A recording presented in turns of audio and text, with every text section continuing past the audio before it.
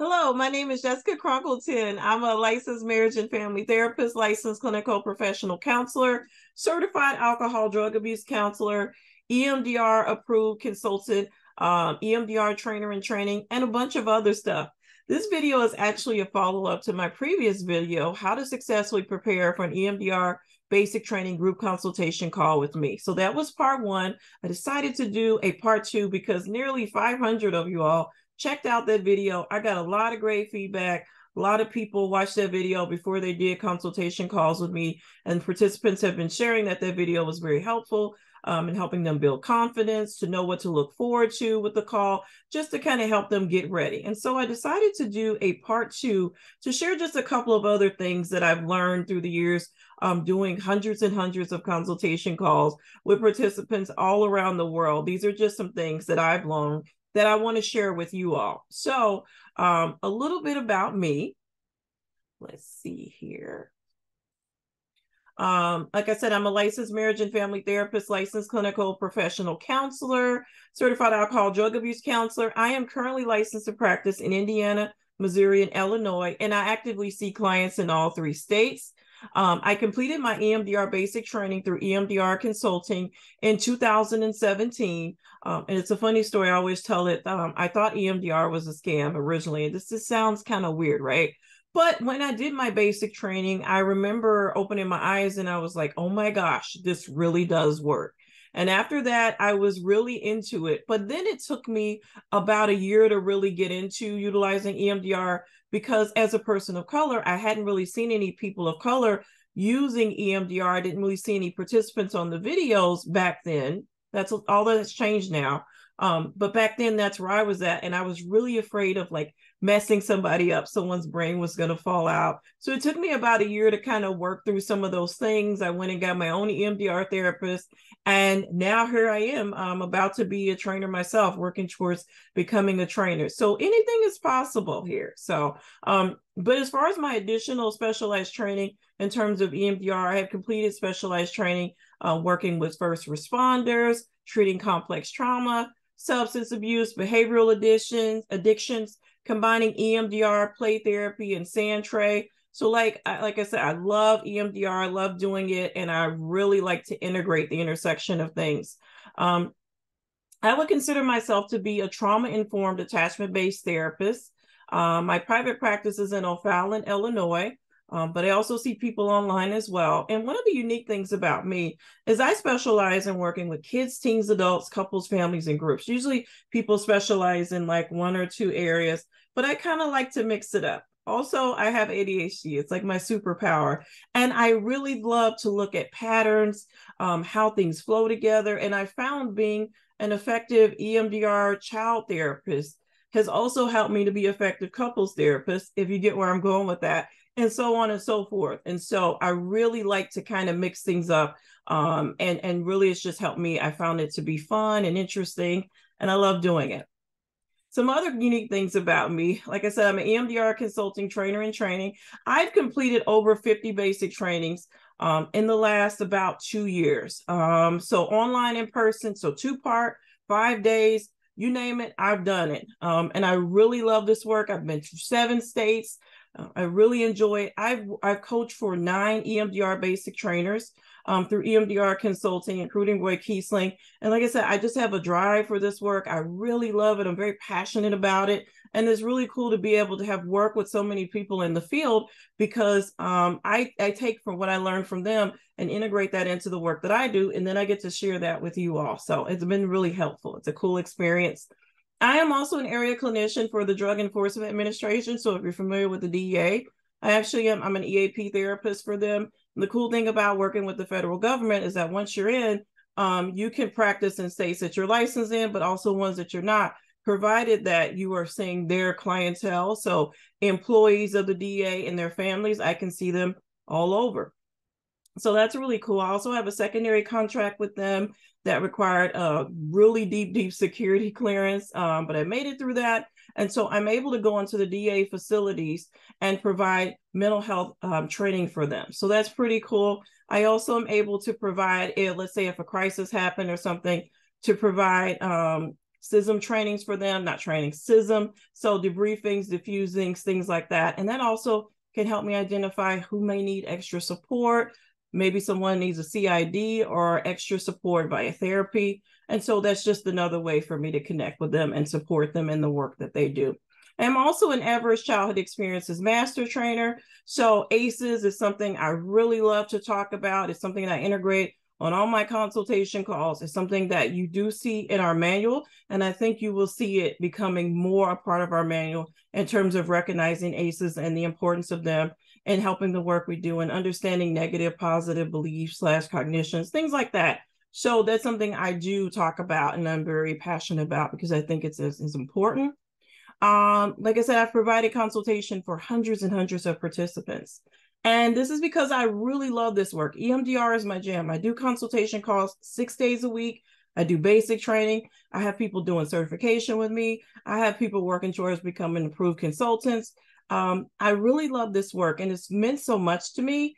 And I love to give back and I love teaching it because it's just fun. It's interesting. Moving on. One of the big things about me, if you ever do consultation with me, please know that it's really important to keep it real. So I keep it real. That's one of the things about me. So I don't sugarcoat things. I tend to be more direct, having done a lot of work with families and couples through the years. My first job right on the field was DCS home-based therapy in Northwest Indiana and near Chicago. They had me all over like 6 counties.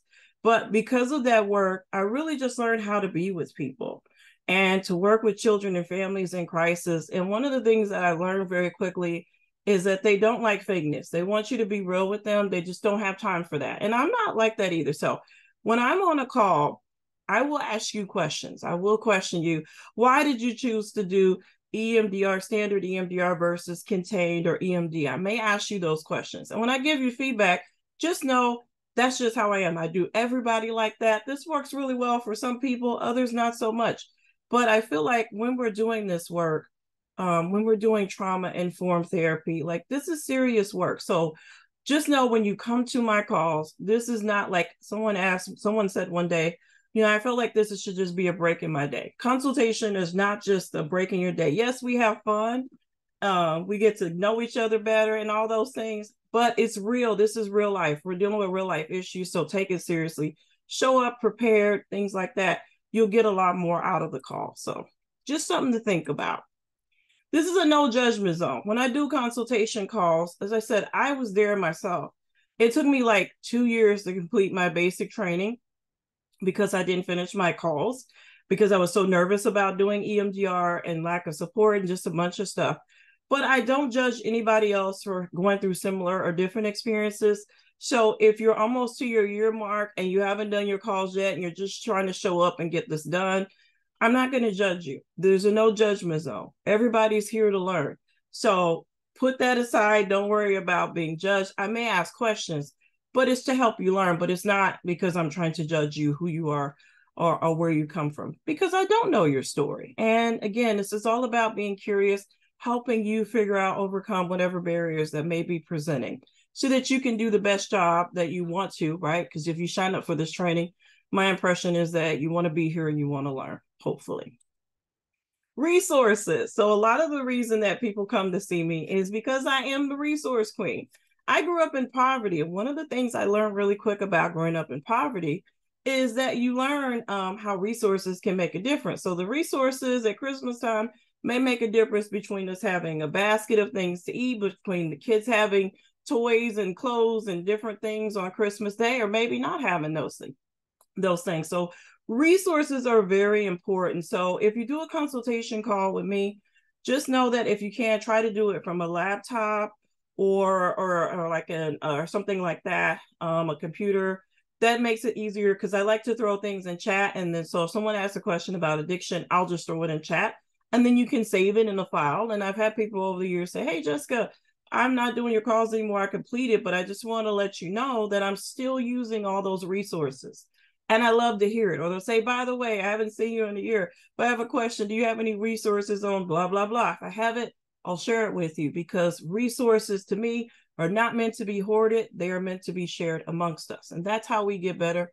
So if I have something that can help you out, I will share it with you. All right.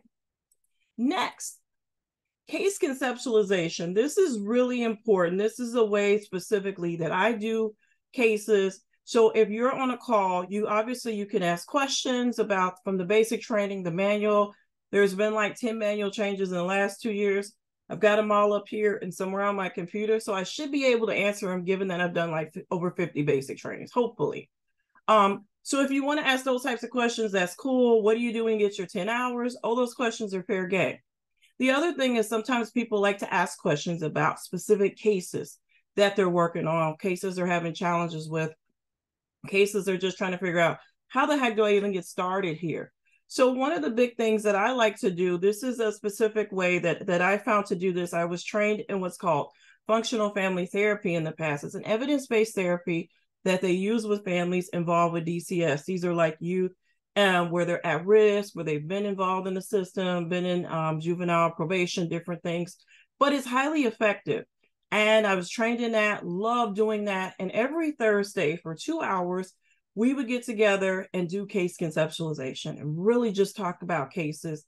And I learned so much from that. And one of the reasons we were so successful is because the way we structure the cases. Whenever you presented a case, there was a way that every case was presented. Now, for EMDR cases, what I would like to know is a couple of things. Number one, so also this is coming from the race culture identity interview. It's included in working with EMDR. It's something that they're using more often. And I love it as a Black woman, person of color.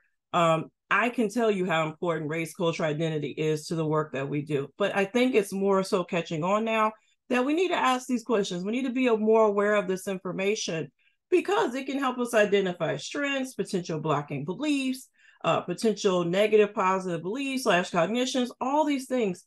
How do we help this client? So better to get like just the conceptualization of who is in front of me versus treating everybody like they're white, cisgender male, or something like that, because they're not. And even if they are, what if they're Jewish or certain things have been going on? Like, there are other things that we need to think about. So this is where the race culture identity interview comes in. So if you do a consultation call with me, number one, I would like you to share gender-wise. Do they identify as transgender, cisgender, meaning born female or born male, whatever, non-binary? How do they identify gender-wise? Number two, what is their age range? Are we talking about a kid, let's say 5 to 10, 12 to 13, 14 to 18, 20s, 30s, 40s? Because again, depending on their age range and the behavior that's attached to that, it makes sense for a 6-year-old to be scared to go to school. A 45-year-old who's scared to go to work, that's quite different. You know, they say the more hysterical, the more historical. So if we understand this information, it can help us better conceptualize the case. Next, race. Again, I shouldn't even have to say this, but this is important to know about our client. This can help us to really understand the client better, where they're coming from, potential blocks, strengths, all these things, especially maybe even if they're multiracial or ethnic, different things. So just something to think about. Sexual orientation. This one is often skipped over, but I think it's important to know this about your client. How does this fit in their sexual orientation with their race, culture, identity, where they come from, things like that. So if my client is a 45-year-old, let's say 60-year-old African-American male, and he identifies as a cisgender 60-plus-year-old African-American male, and he identifies as homosexual. There is so many different things that we could be thinking about just within that, culturally, racially, just something to think about. Diagnosis. So what has your client been diagnosed with, whether you or by someone else? So what are you looking to rule out? A lot of times it comes down to like PTSD, anxiety, depression, things like that, but there may be ADHD, autism, spectrum disorder, other things. So I would like to know what's the diagnosing space look like? I know some people are really against diagnosis or they don't have to do that for billing, but this is really just not to judge the client, but just to understand pattern-wise, what are we seeing show up in this case? So I'd like to know that. Substance use. present or past, whether they've been diagnosed or not. What are they using? What have they used? This is to help me, or not just me, but the rest of us understand who's showing up, how they're showing up, how they may be self-medicating, other factors. ACE score. This is important. I think the ACEs is important because sometimes we can look at the person and think, oh, they're a doctor, they've had a great life, but they also have severe anxiety, depression, PTSD, but they tell you, oh, my childhood was normal, it was great, it was perfect, no problems. Usually that doesn't quite make sense. Like there's probably something there, even if it's just that their parents divorced or separated. Just having that one ACE alone can be really significant. So the ACEs can help us better understand our clients, where they come from, and to make sense of their story. Particularly for me, my ACE score when I started was a 6. Now it's like a 9 or 10 when I took it later years. Did it change? It was always a 9 or 10. I just lacked the understanding, the insight into understanding my family, what was happening, but it was always a 9 or 10. And now when I think about it, it makes a lot of sense. Not judgment on my family, it just is what it is. But it also helps as I'm working with my own clinician to better understand how do we put this story together and how we showed up to who you are, the way you see the world, negative, positive cognitions, all this kind of stuff. So just something to think about. Presenting problem. Why are they there to see you? What's going on with them? Do you have an idea? There may be 10,000 things, but what's the crux of it? What are they there to see you for? And what have you done EMDR-wise? So looking at the phases, where are you at with resourcing, all these different things, negative, positive cognition. Have you come up with that and working with the client? These are things I want to know as we start, and then we'll get into where you're getting stuck at. And it could be here, once we get through this, it's like, oh, I've already got my answer here. The 8 phases of EMDR, this is what we're using to fidelity to the model. So I'm really looking at structurally the history taking, treatment planning, target sequence planning, preparation, assessment, desensitization, reprocessing, installation, making sure you're doing all these steps. The one that often gets forgotten is phase 8 reevaluation. So people will do really good up until the client comes back after they've done like EMDR. Client comes back, they're talking, and it's 2 months later and we haven't got back to EMDR. Why is that? Well, we need to figure that out. You probably forgot to do phase 8 reevaluation. So again, if you have the treatment session note, it's in your EMDR consulting manual, or whatever you utilize. So whatever you use to get negative, positive belief, the incident that you targeted, worst part, VOC, SUDS, if you could bring that with you to the call, then we can utilize that to kind of help figure out where things may have gotten off track or what's going well or next steps that you want to go to next. This can be really helpful on the calls for you. The big thing that I see, the big barrier that I found for clinicians is confidence. This is a big thing. And I've thought about this a lot. I don't know, how do we teach that? How do we teach confidence, right? Because everybody's coming in from a different place. They're coming in with a different background, different stories, different barriers, different strengths. And maybe even they don't want to be there. Maybe they were voluntold, like, you're going to this training next week, but this person may be really into DBT or CBT, and they really didn't want to do EMDR training. So how much confidence are they going to have to do this? Well, they may not have it. But that's not something I see all the time. The majority of the time, what I am seeing is people do want to be at the training. They want to be there. They're excited. They're into it, like I was.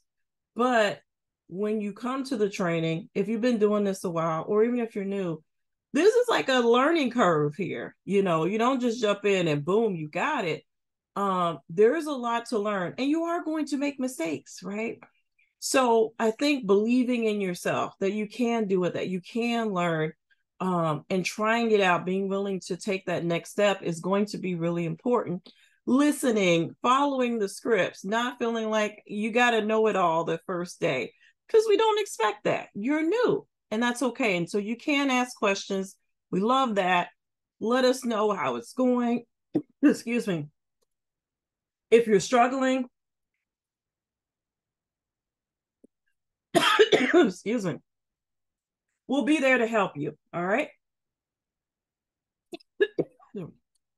Hold on a second. All right. We're back. Okay, so let me resume the share. Sorry about that. And actually, maybe that was a good point. Because maybe it shows you this can really happen as you're doing this work. And that's okay. So back to what I was saying. So confidence is going to be really important. You see, if this had been a couple years ago, but I would have been mortified, like, oh my gosh. But it's okay. We'll roll with it. I'm good enough regardless. Next one. This is a big thing. This is a secret to it all. Trusting the process. You have to trust the process.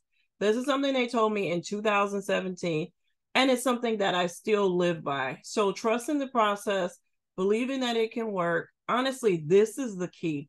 But how do you trust something that you really don't know? This is where those consultation calls are going to come in, and we can kind of work with you to help you get through any barriers that are making it difficult for you to trust the process.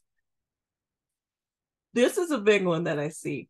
So one of the questions I will ask, as you've seen at the bottom, is what's the presenting problem? More importantly, what do they want to work on? And I get a bunch of, sometimes, I don't know, I'm thinking this, or I think they should work on this. And I'll say, what does the client say that they want to work on?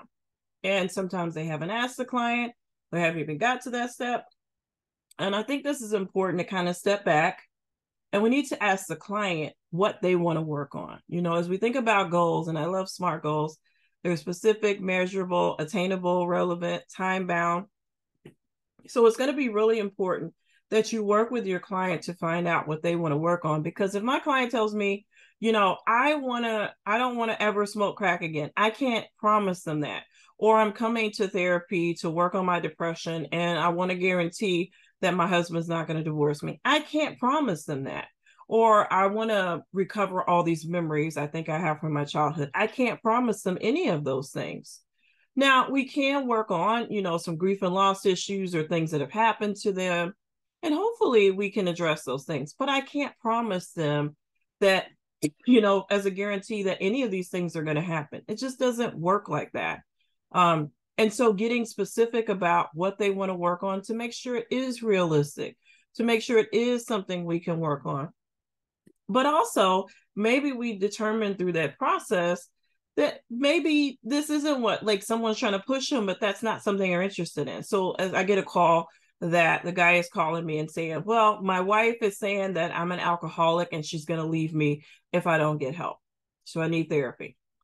But he's not saying that he wants to stop drinking or that he believes he's an alcoholic or any of that. He's just saying he needs therapy because his wife is saying this. He might come in and just say, you know, I'm really upset. You know, everybody has a beer now and then, or they all get a DWI. It's no big deal. My wife needs to stay off my back. I won't know until I talk to that client to get specifically a better idea of what they see as the problem, how they see the solution or potential or challenges they're having. So this is where that motivational interviewing comes in, and you can really hone in. And this is where you really want to get a better impression. And also the beauty of it is that the client gets to decide. I often hear people say about EMDR, well, it's, you know, the therapist makes all these decisions. That's not true. This is really client-centered. They get to decide what they want to work on. In terms of the way I'm trained and the way we do it through EMDR consulting, you get to decide what you want to work on. Now, I may decide how intense that processing is going to be, but you get to decide kind of where we're headed with this thing. And that's the beauty of it. Next up, this is something I always say, keep it tight, keep it right. One of the big issues with EMDR that I found with clinicians is when they're thinking about targeting and what they want to work on, it's like all this stuff. So they got complex trauma, they got this, that, all this in the third, all this stuff. And I'll say, so what's the incident? Oh, they're worried about retirement. There could be 100,000 things that you're worried about retirement or getting married. We need something specific. I'm worried my dress is not going to fix next Tuesday. I'm worried that the groom is not going to show up at the altar. I'm worried we're not going to have enough money to pay for the wedding on the day of the wedding. I'm worried it's going to rain the day of the wedding. Those are incidents.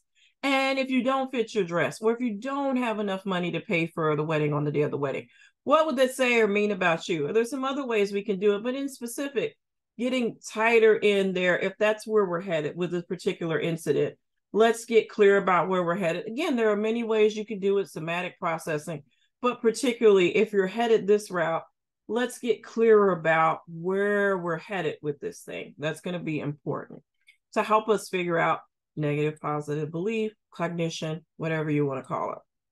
This is a big one. Congruency. So making sure the negative, positive belief, cognition, whatever you want to call it, making sure that they match. So we don't want to compare apples to oranges. So not like I'm good enough and I don't know, I'm lovable. I'm not good enough and then I'm lovable. Those are two different things, two different areas. So on one end, we're comparing good enough for this, and this one is lovability.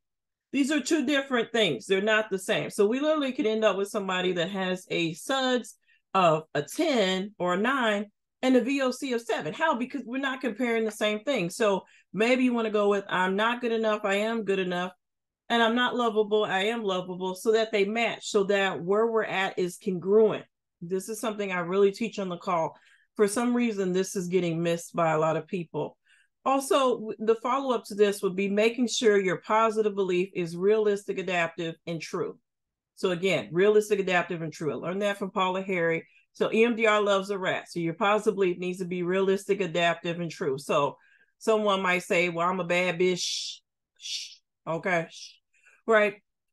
That may be how you feel, but if we try to make that the positive belief, that might not be realistic, adaptive, or true, because that's not really how they feel anyway. And also, when they're in conflict, they just got evicted from their apartment. How is that going to help them find housing? Now, I can survive and get my needs met regardless. I can recognize what I can and can't control, even when powerless, or something where we make it more like where they feel comfortable with using the wording.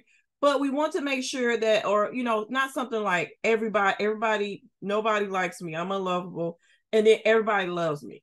Well, that's not realistic, adaptive, or true, because everybody's not going to love you. And that's okay. That's, you know, but if we say like, you know, I'm lovable regardless. So even if such and such don't like you, you still lovable regardless. So the big thing here is congruency, making sure things match. So take the time to work through. I like to use the hierarchy to kind of help with that. That's in your manual. That can help to figure out, are we talking about survival, control, worthiness, competence? So just these are just things to pay attention to. This is something I look for on the calls. And usually I would say 70, 80% of cases, this is where they're getting stuck at, is on these things I've shared so far. So just things to be thinking about. And if you can get those things in your mind, the rest of it usually flows. There's some other things, but these are just some basics that is really important. Last but not least, again, we want to do those consultation calls. Like I said, I waited to the last minute, so no judgment here. But you want to get them done. I have had people show up where they're almost past the date, or it's getting closer, or they have passed the date. And we don't want this to be where you've done this awesome training and you didn't do your consultation calls. This is where I would say the rubber really meets the road. This is where you're going to learn. So you're going to be in these small groups. I think there's like 4 people when I do an hour, up to 10 or 8 or 10 if I do a 2-hour call. So you come to the consultation calls. We're going to help you. You get your 15 minutes. You get to share your questions, your cases, and you also find out from your buddies around you, you know what? You're not alone. We normalize everybody not knowing it all, and you don't need to know it all. You just got to show up. So again, I would love to have you on consultation calls. This is what my sign up looks like. All of us have them. You don't have to sign up with me. Just get in with somebody. Find some people that you care about, that you feel comfortable connecting with. Get on those calls. I do mine via Zoom. There is an option to do video so you can see each other, or you don't have to, or you can just call in. Sometimes it might be easier, like I said, do it from a laptop or a computer, because that way you can get all the resources that I've shared on the call. So just something to think about. All right. So anyway, that's me. That's my story. I'm sticking to it. It's been a pleasure. I hope you enjoyed this. Hope to see you on the call in the future. If you have any questions, you can always reach out to me, Jessica Crunkleton, EMDR gmail.com. I'd be glad to answer them. And I'll see you on the call in the future, hopefully. Bye-bye.